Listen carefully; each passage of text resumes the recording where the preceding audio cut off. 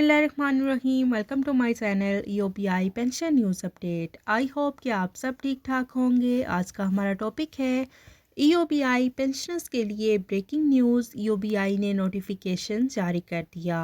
Topic की जाने पढ़ने से पहले आपसे गुजारिश है कि अगर आप चैनल पर नए हैं तो चैनल को सब्सक्राइब कर लें ताकि सरकारी मुलाजमीन और पेंशनर्स के हवाले से आने वाली हर न्यूज़ अपडेट से आपको बाखबर रखा जा सके। तो बढ़ते हैं आज के टॉपिक की जानिब। ईओबीआई ने एक नोटिफिकेशन जारी किया है जो कि आपके साथ इस वक्त शेयर करते हैं।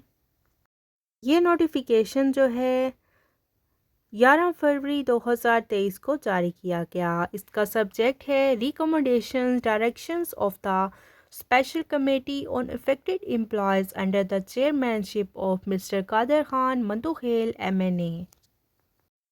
The committee discussed the issues relating the Ministry of Communication. It was recommended the committee discussed the issues relating the Ministry of Communication. It was recommended that meeting held हुई थी 7 फरवरी 2023 को और इस कमेटी ने कुछ recommendation जो हैं दी हैं एमडी ओवरसीज़ पाकिस्तानी फाउंडेशन को कि उन्होंने कोई 7 एम्प्लॉयज़ को रीइंस्टेट करना था कि उन्होंने नहीं किया और उन्हें रीइंस्टेट नहीं किया। और इसमें फिर उन्होंने इस इशू को जो रेलेवेंट पैरा है पैरा नंबर 2 में कहा है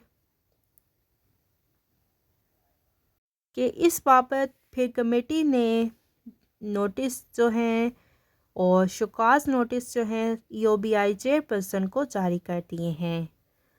तो ये है नोटिफिकेशन जो कि ईओबीआई ने जारी किया है 7 एम्प्लॉयज़ के बारे में।